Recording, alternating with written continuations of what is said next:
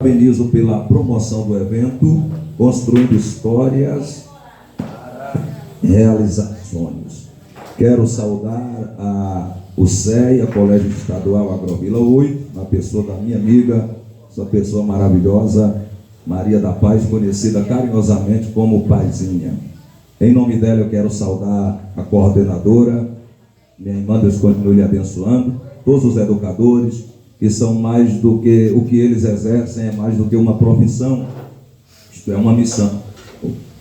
Eu aprendi cedo, agradeço a Deus por isso, a valorizar, a respeitar, a admirar a profissão das profissões. O professor, para mim, é o maior profissional da terra, porque ele não só tem uma profissão, não só exerce uma profissão, mas ele é fazedor, fabricante de profissões.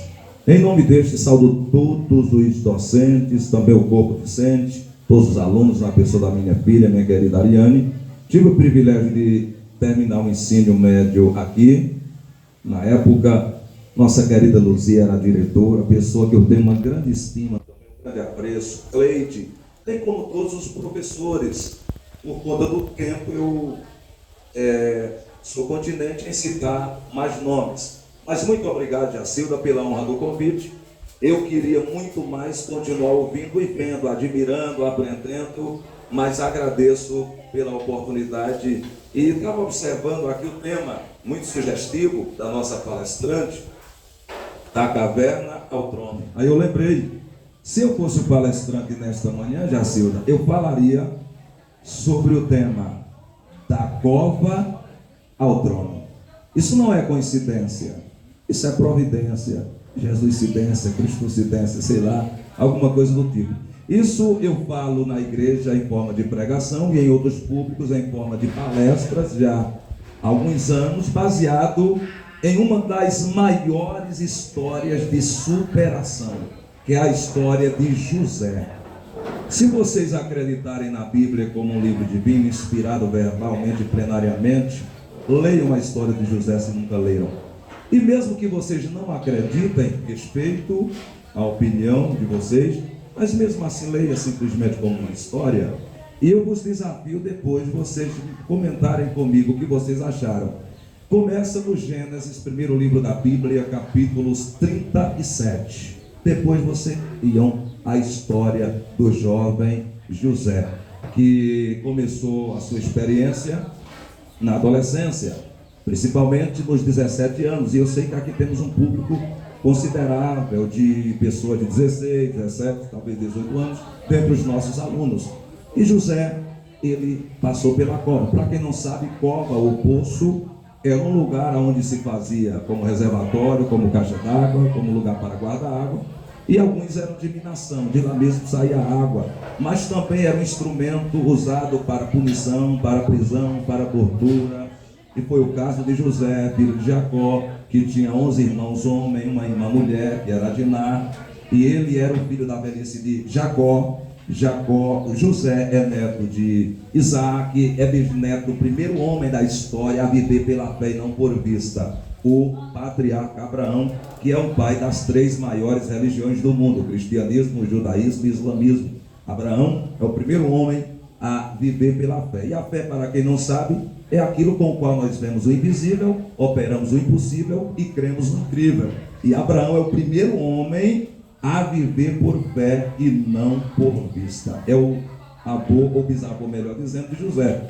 E então José, por ser o filho da velhice de Jacó, passa a ser amado. Na visão dos irmãos, era o xodózinho do pai. Isso gera um sentimento de ciúme, posteriormente inveja, e depois eles resolvem matar José. Sim, por inveja. A segunda razão pela qual eles passam a ter ciúme e ódio de José é quando José começa a ter sonhos. E eu aconselho, aproveitando o ensejo, para dizer a vocês que não contem o sonho de vocês para o primeiro que encontrarem pelo caminho. Embora eu penso, eu entenda, eu compreenda, principalmente a partir dessa palestra da nossa querida palestrante, que o único que pode abortar, matar, destruir os meus sonhos é eu mesmo, mas alguém pode adiá-lo, comprometê-lo, e depende que a partir do que alguém diz de você, você pode de repente resolver abortar os seus sonhos, como José quase faria.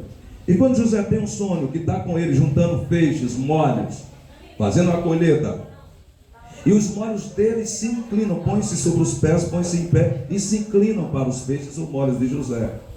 José, isso aumenta, se intensifica o ciúme, a inveja. Posteriormente, José conta o segundo sonho.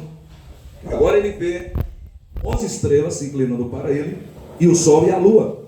O sol representando seu pai, a lua sua mãe, e as estrelas seus irmãos. Aí se intensifica mais ainda. Num dado momento, seus irmãos estão exercendo a profissão de pastoril, pastoreando no campo as ovelhas do seu pai. E José é enviado pelo seu pai a ver como estava, comandava as coisas e levar mantimento. Ao avistarem, eles dizem: lá vem o sonhador Mó, o mestre de sonho. Vamos matá-lo? Alguns abraçam a causa. O mais velho, chamado Rubens, diz: vamos fazer isso, derramar sangue inocente. Vamos lançar nesta cova. A cova estava seca, sem água. E então ele vai para a cova. Quando isso, no momento em que Rubens se afasta, essa já é uma segunda ideia, a ideia de Judá. Lançaram na cova, pegaram as suas vestes, a sua túnica, talares de 12 cores, com 12 botões, que foi um presente do seu pai. Isso também intensificou o ciúme. Tiraram, rasgaram, melaram de sangue, mataram um cabrito, levaram ao seu pai e disseram, evidentemente, veja se conhece, do seu filho, se é verdade, uma pérola devo. Enquanto ele está na cova, passa uma caravana de ismaelitas que vão ao Egito, ou a então potência mundial, e Judá diz: vamos, venderam como escravo. Ele foi parar no Egito. No Egito vai para o comércio de escravo, e é vendido a Potifar, que era o eunuco do rei Faraó, do rei do Egito. Para quem não sabe, o eunuco era aquele homem responsável pelo cuidado estético das donzelas, das moças do palácio. Enfim, ele também é o capitão da guarda.